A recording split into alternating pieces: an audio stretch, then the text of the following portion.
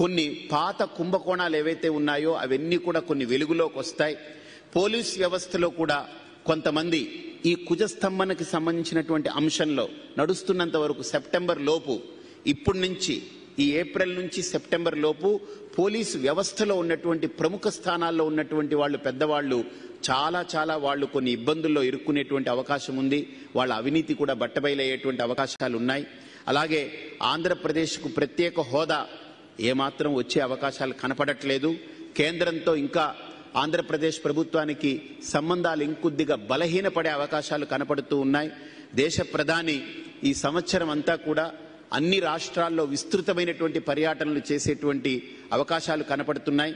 దేశంలో బృహత్తరమైనటువంటి యజ్ఞాలు, యాగాలు, భగవద్ ఆరాధన, భారతీయ సంస్కృతి పరిరక్షణకి చాలా పెద్దపీట వేసేటువంటి అవకాశాలు కనపడుతున్నాయి. అలాగే ప్రధాని యొక్క తల్లికి ఆరోగ్య భంగం కనపడుతుంది.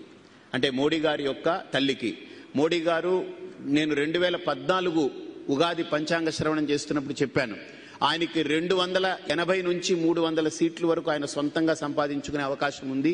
నేను అప్పుడు ఏ సర్వేలు గిరివేలు కాదు, అప్పుడు ఉన్నటువంటి విధి ప్రకారంగా చెప్పాను. అలాగే ఆయనకి 292 సీట్ల దాకా వచ్చాయి నాకు తెలిసి.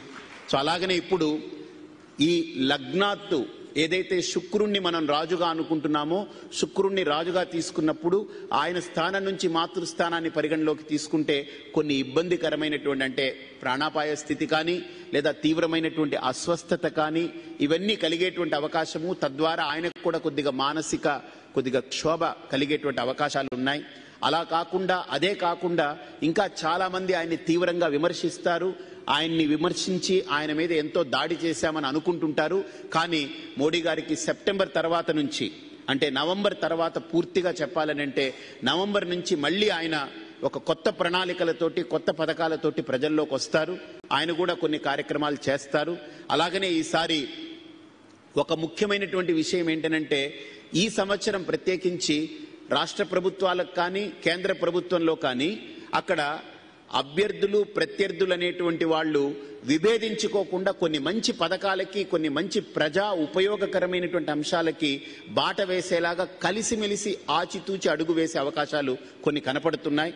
అలాగనే ఇకపోతే ఉభయ రాష్ట్రాలకు చెందినటువంటి ముఖ్యమంత్రుల్లో, అంటే ఓపెన్గా చెప్తున్నాను, ఇక్కడ తెలంగాణ ముఖ్యమంత్రి గారు కేసీఆర్ గారు కావచ్చు, లేదా ఆంధ్ర ముఖ్యమంత్రి గారు చంద్రబాబు నాయుడు గారు కావచ్చు, స్పష్టంగా ఉన్నటువంటి చెప్తున్నాను, వాళ్ళిద్దరి విషయంలో ఆరోగ్య భంగంతో పాటు సన్ స్ట్రోక్ అనేది కనపడుతుంది. అది ఎవరికో ఏంటో చెప్పలేము.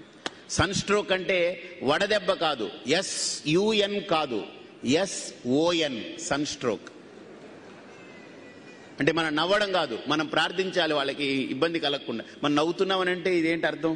తగిలిపోని ఏదో అవని అనే. ఎందుకు నవ్వుతున్నారు నాకు అర్థం కావట్లేదు. మోడీ గారు వాళ్ళ అమ్మగారికి ఆరోగ్యం బాగుంటుంది పోనీ అని నవ్వుతామా? లేదు.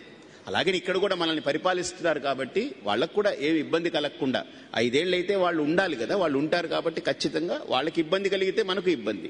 కాబట్టి ఇంట్లో తండ్రికి ఇబ్బంది అయితే పిల్లలకి ఇబ్బంది. నా అభిప్రాయం, మనం పార్టీలతో మనకు సంబంధం లేదు, వ్యక్తులతో సంబంధం లేదు, మనకు శాస్త్రాన్ని దృష్టిలో పెట్టుకుని మాట్లాడతాం. కాబట్టి ఈ 2 రాష్ట్రాలకు చెందినటువంటి ముఖ్యమంత్రుల గారికి మరీ సూచన, మీ కొడుకుల్ని, మీ యొక్క పిల్లలని, అంటే సన్ స్ట్రోక్ ఉంది కాబట్టి ఖచ్చితంగా అది హార్ట్ స్ట్రోక్ కాకుండా ఉండేలాగా, మీకు సన్ స్ట్రోక్ తగలకుండా ఉండేలాగా కావలసినటువంటి కొన్ని రక్షణ, కొన్ని బాధ్యతలు, కొన్ని చర్యలు చేపడితే బాగుంటుంది.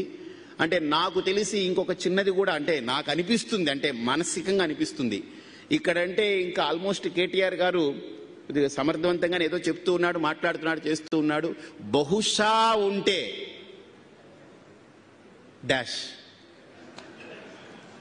అంటే వ్యక్తిగతంగా నాకు చెప్పడం ఇష్టం లేదు కాబట్టి, ఏదైనా బహుశా ఇటువంటి అపాయం కానీ ఇటువంటి ఇబ్బంది కానీ ఏదైనా ఆంధ్రాకి ఏమైనా ఉండొచ్చా అని కొద్దిగా చిన్న ఒక అభిప్రాయం.